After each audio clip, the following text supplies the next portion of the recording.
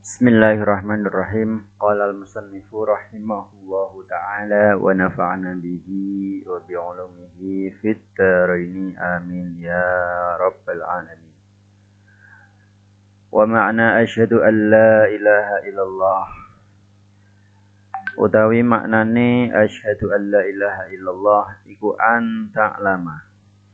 Yen to ngerti sapa sira wa ta'taqida lan yakinake utawa i'tiqadake sapa sira wa tu'mina lan benerake sira wa tusaddiqa tegese benerake sira an la ma'buda an ing sak temene kelakuan iku la ma'buda ora ana pangeran kang hak den sembah iku la ma'buda ora ana kang den sembah bihakin kelawan hak fil wujudi ing dalam wujud illallahu kejaba Gusti Allah.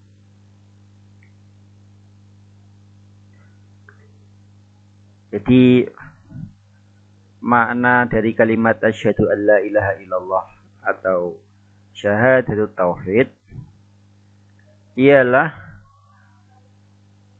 mengetahui, meyakini dan mengimani. Tiga unsur ini harus tercakup semuanya dalam diri seseorang. Pertama harus ta'lama mengetahui.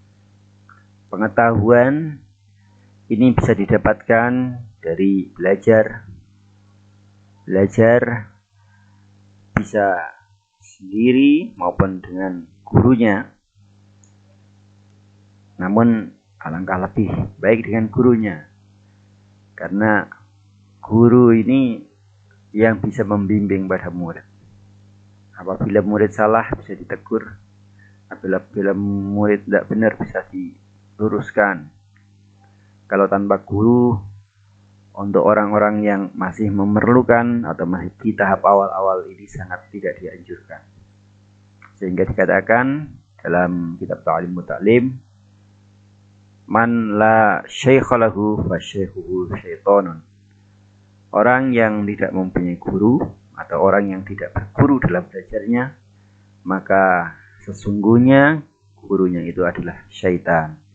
Karena kalau ada yang salah padanya, tidak ada yang membenarkan, tidak ada yang mengingatkan, dan seterusnya, tidak ada yang membimbing. Tapi kalau guru, ini guru akan bisa tahu dan bisa mengarahkannya. Jadi pengetahuan untuk mencapai pada keimanan yang sesungguhnya. Ini merupakan pondasi awal. Setelah mengetahui, kemudian mengiktikadi atau meyakini. Meyakini ini bisa dilakukan setelah pengetahuan telah tercapai. Kemudian setelah meyakini, baru mengimani. Yang iman itu artinya adalah tasdiqul qalbi. Pembenaran yang dilakukan, bukan pembenarannya, membenarkan satu ajaran yang dilakukan oleh hati. Jadi pelakunya ini adalah hati, yang dilakukan ini adalah membenarkan kepada ajaran, suatu ajaran. Itu adalah iman. Dari tiga-tiganya ini akan bisa diwujudkan ketika orang itu mengucapkan raditu billah. Saya telah ridho Gusti Allah sebagai Tuhanku. Raditu billahi rabba. Saya telah ridho Gusti Allah sebagai Tuhanku. Karena makna ridho itu sudah tercakup. Jadi dia sudah mengetahui dan sudah meyakini dan juga sudah membenarkan. Membenarkan, meyakini dan membenarkan bahwasanya tidak ada yang disembah secara hak. Secara hak itu artinya benar, benar itu artinya sesuai dengan kenyataan, selain Gusti Allah. Yang Gusti Allah itu kemudian di sini disifati Al-Wahidul Ahad. Wahid dan Ahad maknanya itu juga sama. Kamu Huswiji, Maha Satu, atau kalau dalam bahasa Indonesia Maha Esa. Maha Esa kalau dalam bahasa Indonesia yang kita ketahui maknanya ini adalah Maha Satu. Satu itu biasanya mengarah pada satunya zat. Ya, pada satunya zat. Kalau dalam kitab tauhid yang mainstream itu dijelaskan bahwasanya satu dalam Tuhan itu tidak hanya zat saja. Atau kalau dilakukan dalam nama satu sifat wajib namanya adalah sifat wahdaniyah. Wahdaniyah ini diterapkan pada 3 unsur, yaitu pada zat, sifat, dan af'al. Jadi wahdaniyatun fi zat, wahdaniyatun fi sifat, dan wahdaniyatun fil af'al. Gusti Allah Maha Satu pada zatnya, sifat, dan pekerjaannya. Dan 3 unsur ini berarti menafikan ada 5 kam, atau ganda atau berlebih ya, berlebih. Kam itu adalah berlebih pada Allah dari beberapa segi. Ini jumlahnya ada 5 yang dinafikan dengan sifat wahdaniyah Allah. Dari sifat wahdaniyah fi dzat Allah menafikan 2 kam, muttasil dan munfasil. Dengan gambaran Gusti Allah terdiri dari beberapa bagian atau beberapa anggota tubuh. Gusti Allah memiliki jasad, memiliki jisim, memiliki anggota tubuh, mempunyai tangan, mempunyai wajah, mempunyai kaki, dan lain sebagainya, sebagaimana makhluk dan manusia. Itu namanya adalah kam muttasil fi dzat. Itu ditolak dengan wahdaniyah fi dzat. Jadi Gusti Allah itu tidak mempunyai seperti itu, tidak seperti manusia. Karena prinsipnya Gusti Allah adalah laisa kamitslihi syai'un. Gusti Allah tidak menyerupai dengan apapun pada makhluknya, tidak menyerupai. Sedangkan yang terdapat dalam beberapa ayat Al-Quran yang sekilas memberi kefahaman Gusti Allah mempunyai anggota tubuh, maka harus diarahkan sesuai dengan pengarahan yang dilakukan oleh para ulama Ahlus Sunnah wal Jamaah. Contohnya seperti yadullahi fawqa aydihim. Tuh. Kemudian wa yabqa wajhu rabbika. Kemudian innallaha 'alal arsy istawa. Itu diantara contohnya ayat-ayat yang menunjukkan Gusti Allah. Pertama, yadullahi fawqa aydihim, menunjukkan Gusti Allah mempunyai tangan. Karena yad secara lugawi artinya tangan. Sehingga kalau ini diterapkan pada Allah berarti diartikan sekilas Gusti Allah itu mempunyai tangan. Maka makna yang seperti ini harus dijelaskan kembali oleh para ulama bahwasanya tidak layak Gusti Allah kalau yadullah ini diartikan sebagai tangan Allah dalam artian tangan sebagaimana tangan manusia seperti yang kita lihat ini. Karena apabila itu memang diterapkan nanti menunjukkan kekurangan pada diri Allah, karena berarti Allah memerlukan suatu anggota tubuh dalam dalam menjalankan kekuasaannya. Ini sangat bertentangan dengan akidah Ahlussunnah wal Jamaah.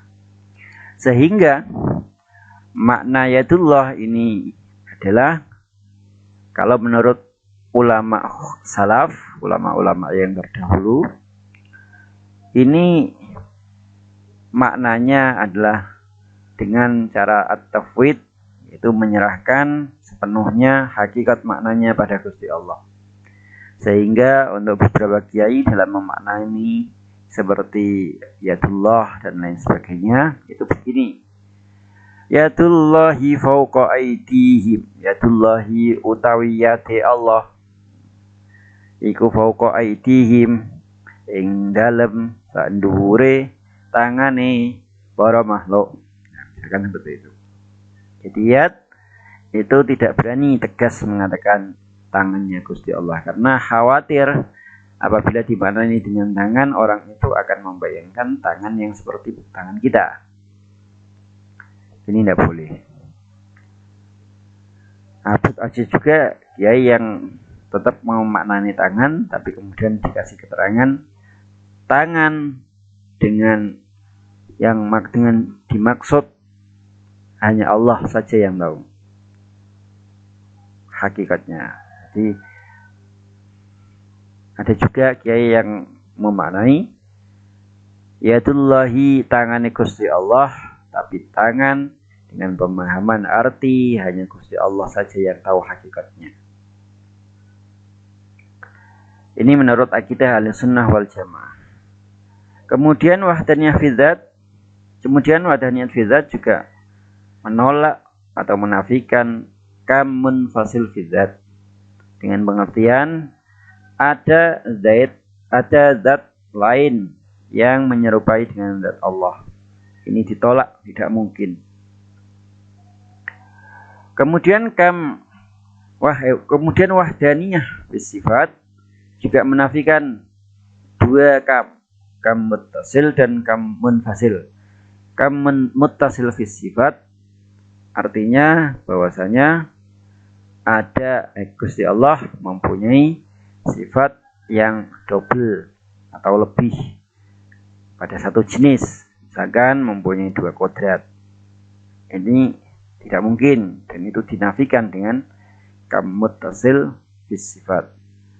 Kemudian kam munfasil fi sifat, gambarannya ada yang lain, ada selain Gusti Allah mempunyai sifat sebagaimana sifatnya Gusti Allah. Ini juga dinafikan.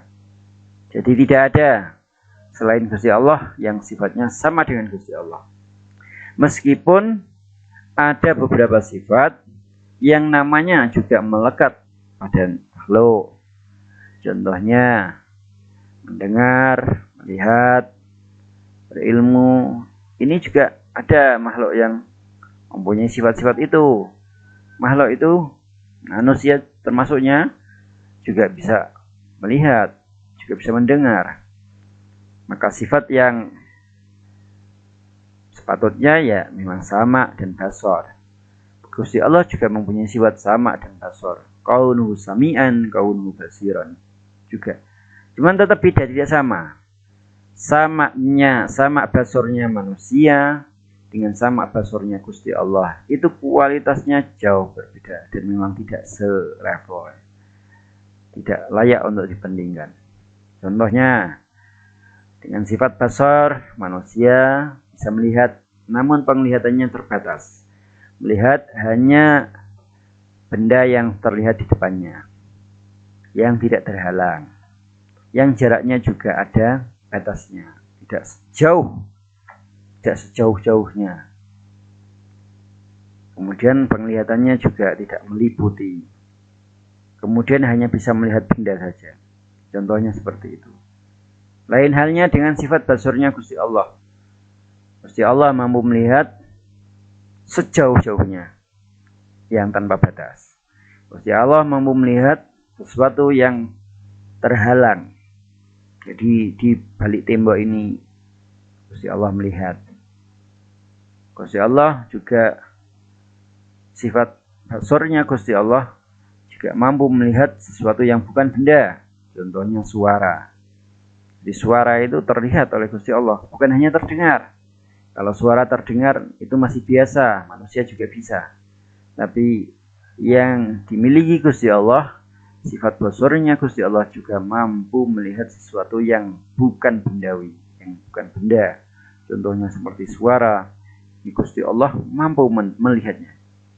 Suara itu bentuknya seperti apa, atau mungkin gambarnya seperti gambar equalizer itu kalau dalam komputer itu terlihat. Jadi satu suara ini bassnya itu berapa, volumenya berapa, kemudian treble-nya berapa, itu mungkin detailnya seperti itu. Jadi ya enggak seperti itu juga, enggak tahu seperti itu juga, cuman ya kira-kira kalau dimudahkan kita memahami mungkin seperti itu. Tapi hakikatnya ya wallahu a'lam.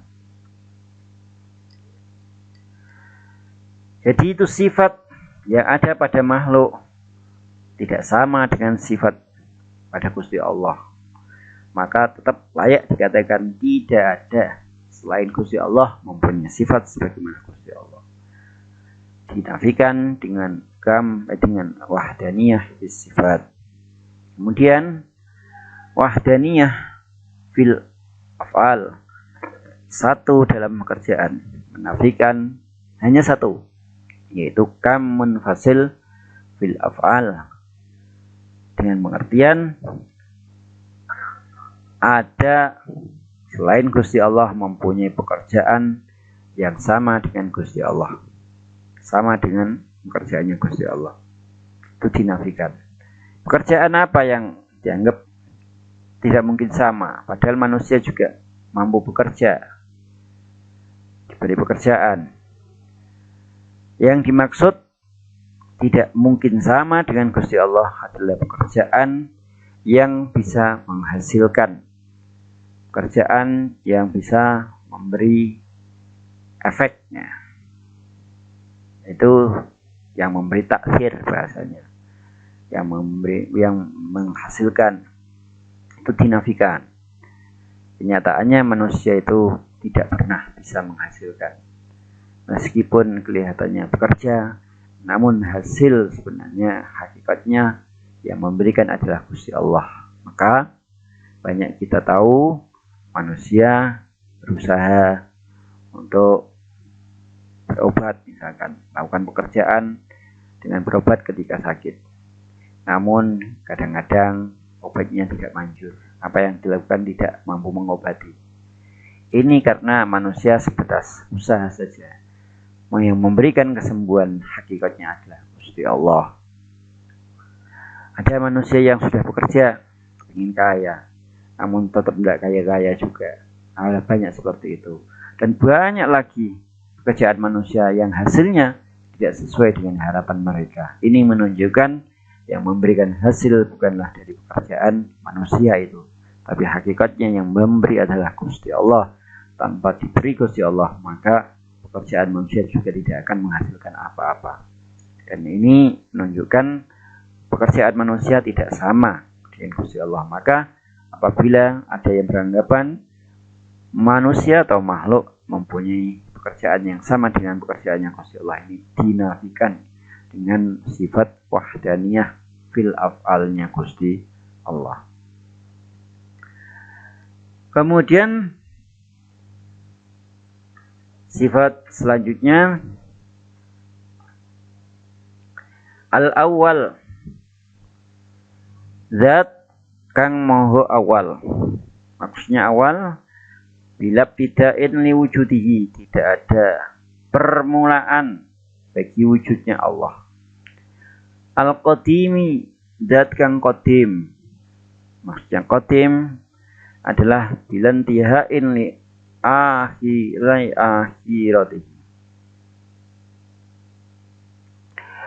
Bilan lihain di akhiriyatihi, tanpa ada batas bagi akhirnya Gusti Allah. Wal qidam yastalzimul baqa. Qidam itu menunjukkan pasti akan ada baqa, namun tidak sebaliknya, wala aksa. Jadi Gusti Allah Maha dahulu yang tidak terbatas. Tidak ada mulai Gusti Allah kapan mulai wujudnya.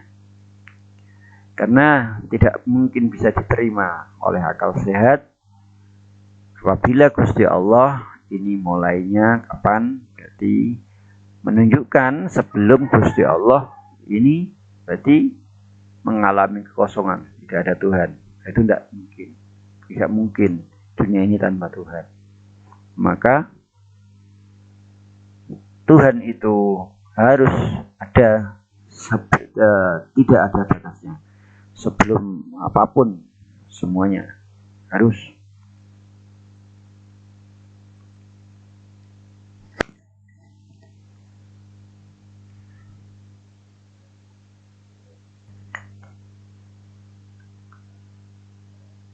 Al-Hayy.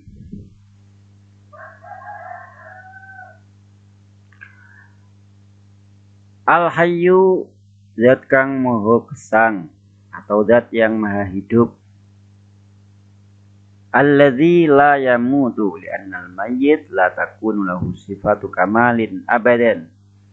Gusti Allah itu zat yang maha hidup dan selalu hidup, tidak pernah tidak hidup. Karena keberlangsungan dunia ini adalah bergantung pada Gusti Allah. Kalau tidak Gusti Allah tidak hidup, ya nanti alam juga tidak akan berjalan. Gusti Allah mempunyai sifat yang bermacam-macam. Tidak mungkin sifat itu ada, tapi Gusti Allah tidak hidup. Maka merupakan suatu kelaziman Gusti Allah ini adalah zat yang mempunyai sifat hidup dan kehidupannya memang juga tidak terbatas. Al-Hayyul Qayyumu zat kang moho ngadeg moho jumeneng ing dalem zate dhewe. Ai al-qaimu bi dzatihi al-mustaghni an ghairihi. Awil muqawwimu li ghairihi bi qudratihi wa iradatihi. Maksudnya Al-Qayyum adalah Gusti Allah maha berdiri, mandiri pada zatnya yang tidak membutuhkan pada yang lain. Atau Gusti Allah zat yang berdiri untuk yang lain dengan sifat qudrah dan irodahnya. Kemudian al-baqi zat kang moho tetep. Ad-daimu zat kang moho langgeng. Mananya sama. Kalau dalam sifat wajibnya Allah, ini kemudian biasa kita kenal dengan sifat baqa. Yaitu Gusti Allah yang tiada akhir, yang langgeng, yang kekal, abadi. Itu sebenarnya hanya Gusti Allah.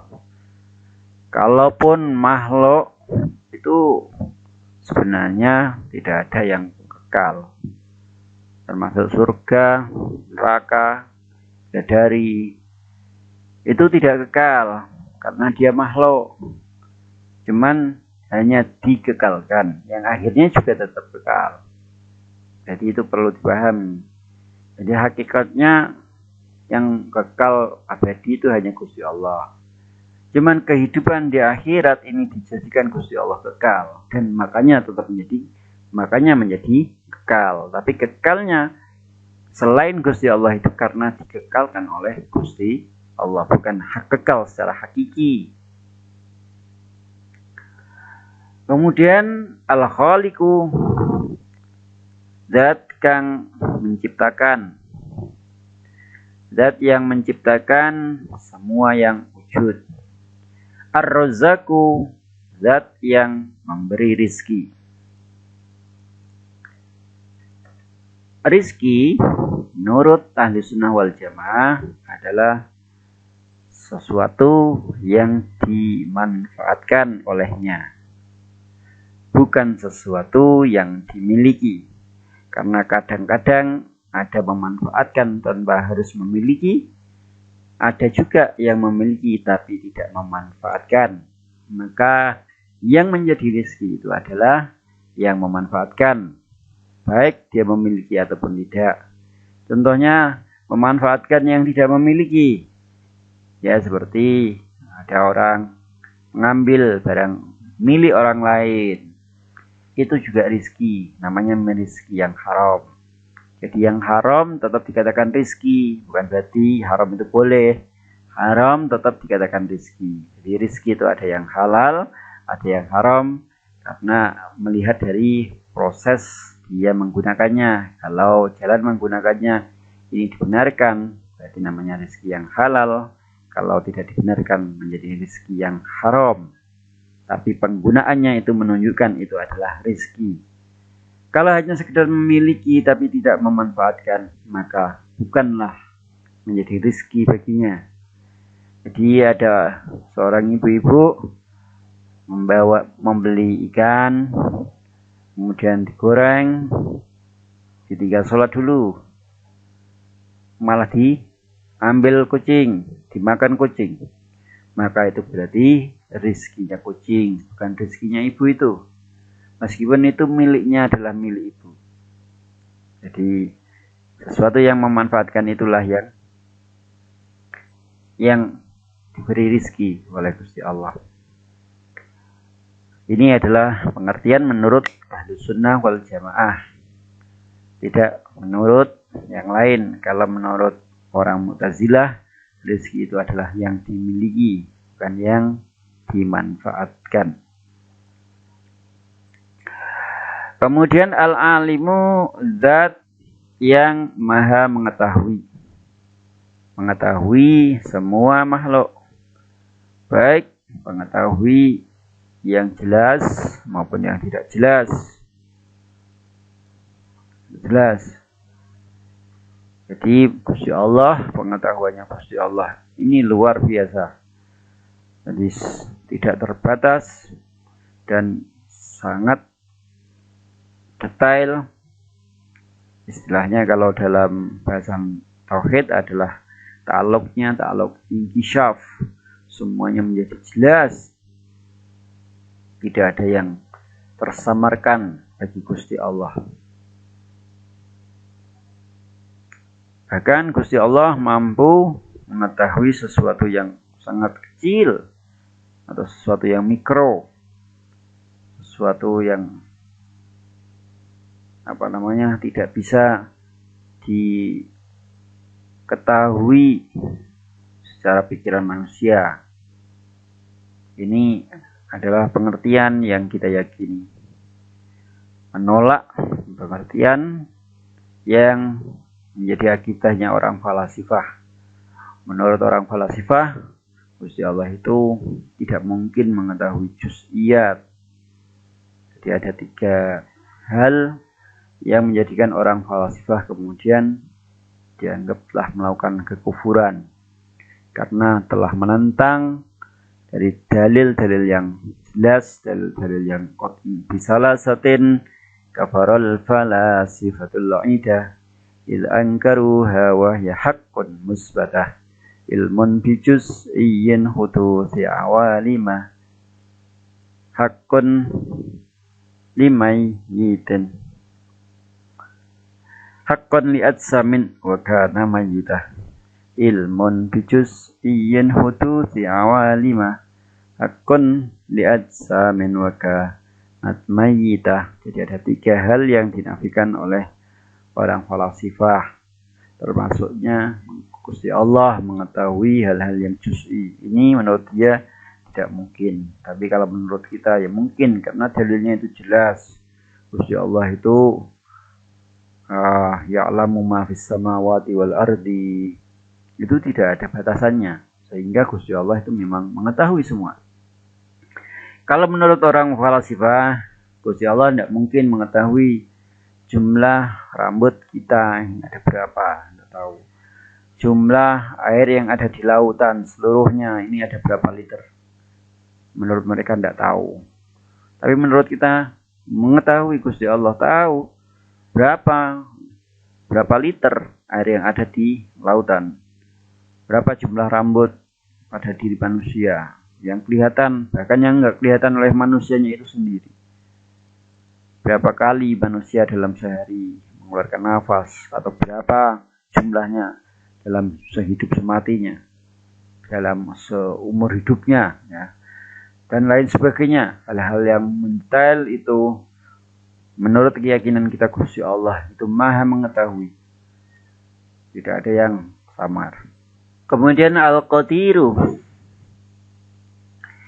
zat yang maha kuasa, Al-Fa'alu lima yurid, zat yang mengerjakan semua yang dikehendaki. Sifat Al-Qadir ini merujuk pada sifat qudrat. Sifat qudrat adalah sifatun qadimatun yatahassalu biha ijadu kulli mungkinin wa i'damuhu ala wifqil iradah.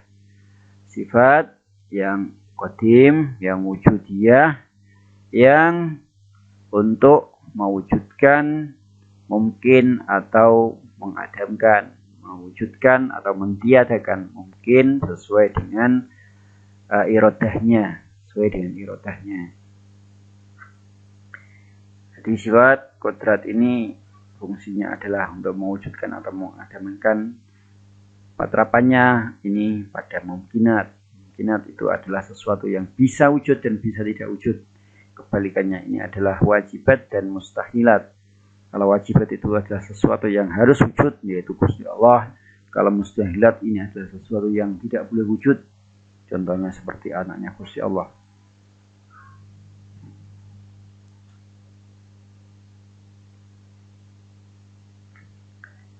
Maka kalau ada orang yang menanyakan, Gusti Allah dengan sifat kodratnya, mampukah Gusti Allah mewujudkan anaknya sendiri?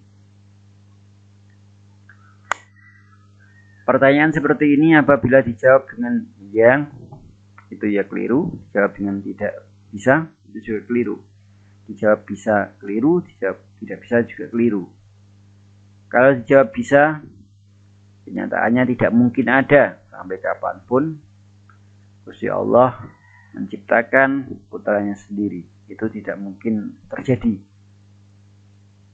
Kalau dijawab tidak bisa, akan memberi kesan berarti Gusti Allah ini tidak mampu. Berarti Gusti Allah mempunyai kelemahan. Itu juga tidak pas. Jawaban yang benar adalah bahwasanya tidak ta'alluqnya Gusti Allah membuat atau menciptakan putranya sendiri. Kenapa? Karena ta'alluq sifat kodrat adalah pada mungkinat, yaitu sesuatu yang bisa wujud dan bisa tidak wujud, seperti manusia. Itu mungkin. Sedangkan putranya Gusti Allah itu bukan mungkin, namanya adalah mustahil, sesuatu yang tidak mungkin wujud. Dan itu bukan merupakan ta'alluqnya pada sifat kodrat dan mungkin juga irodat. Irodat juga sama. Jadi kodrat irodat itu hanya berfungsi pada mungkinat saja. Dan ini tidak bisa dikatakan kalau berarti Gusti Allah tidak mampu. Itu ya salah. Pernyataannya itu seperti itu salah. Pernyataan seperti itu salah. Karena kodrat yang Gusti Allah memang tidak digunakan untuk hal yang mustahil dan juga mungkin. Atau Gusti Allah bisakah mewujudkan zatnya sendiri? Kalau sudah wujud, itu maka harus dimengerti. Masya Allahu kan wa ma lam yasha lam yakun. Ma utai perkara sya kang ngersake sapa Allahu Allah iku kana hasil apa ma. Wa ma utai perkara lam yasha kang ora ngersake sapa Allah ing ma lam yakun iku ora hasil apa ma. Sesuatu yang dikehendaki Gusti Allah itu mesti terjadi, mesti hasil. Sebaliknya, sesuatu yang tidak dikehendaki Gusti Allah maka tidak mungkin berhasil, maka tidak mungkin hasil, tidak mungkin terjadi. Ini berarti menunjukkan bahwasanya yang ada di dunia ini berarti memang dari kehendaknya Gusti Allah. Tidak mungkin Gusti Allah kecolongan. Ada sesuatu yang terjadi di luar dari kehendaknya. Tidak mungkin ada sesuatu yang tiba-tiba. Tidak mungkin. Semuanya Gusti Allah tahu. Gusti Allah tahu dan juga menghendaki. Itu adalah yang kita yakini. Ada golongan yang mengatakan Gusti Allah itu hanya tahu, tapi tidak menghendaki. Bahkan ada yang lebih ekstrim lagi, Gusti Allah itu tahunya setelah terjadian itu terjadi. Jadi kalau ada orang kecelakaan itu baru, ada kecelakaan ternyata, baru tahu setelah kejadian itu terjadi. Ada yang seperti itu, tapi menurut kita Gusti Allah sudah tahu sebelum hal itu terjadi dan memang Gusti Allah menghendaki untuk terjadinya suatu hal di dunia ini. Wala haula wala quwwata illa billahil aliyyil azim. La haula ora ana daya bisa sumingkrih sangka maksiat iku maujud. Wala quwwata lan ora ana kekuatan nglampahi ibadah iku maujud illa billahi kejaba kelawan Gusti Allah. Kejaba kelawan pitulungane Gusti Allah Al-Ali dat kang maha luhur, Al-Azimi dat kang maha agung. Tidak ada daya untuk menjauhi maksiat. Ya, haula itu untuk menjauhi maksiat. La haula berarti tidak daya untuk menjauhi maksiat. Kemudian wala quwata dan ada kekuatan untuk menjalankan ibadah. Illa billahi kecuali dengan pertolongan Gusti Allah. Nah, jadi makanya selain usaha kita tetap harus meminta untuk selalu diberi kemampuan untuk menjalankan ibadah, untuk menghindari kemaksiatan. Karena banyak orang yang mempunyai kemampuan menjalankan ibadah tapi tidak beribadah. Banyak orang yang mampu berjamaah tapi tidak berjamaah. Sebaliknya, mungkin ada orang yang secara fisiknya sudah kesulitan untuk berjamaah tapi tetap berjamaah. Itu karena apa? Karena memang ditolong oleh Gusti Allah. Nah, kalau orang yang mampu tapi tidak mengerjakan, berarti dia hanya mempunyai kemampuan tapi tidak ditolong. Maksiat juga begitu.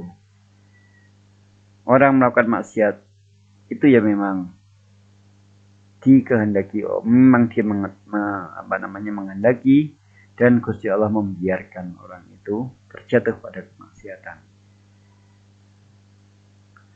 Jadi semuanya ini hakikatnya adalah pada Gusti Allah, sehingga bagi kita seseorang orang muslim ahli sunnah wal jamaah ini dalam melakukan sesuatu tetap kita mengupayakan dengan ikhtiar semaksimal mungkin, tapi tidak meninggalkan doa kepada Gusti Allah. Karena hakikatnya yang menjadikan sesuatu yang menghasilkan ini adalah dari Gusti Allah. Kita ini cuma diberi ikhtiar saja, diberi kasbu, tidak menuntut. Maka jangan sampai kita terlalu berambisi, yang kadang-kadang sampai melupakan bahwa semuanya itu tidak akan terjadi tanpa kehendak Gusti Allah. Ilahuna wallahu ta'ala alam.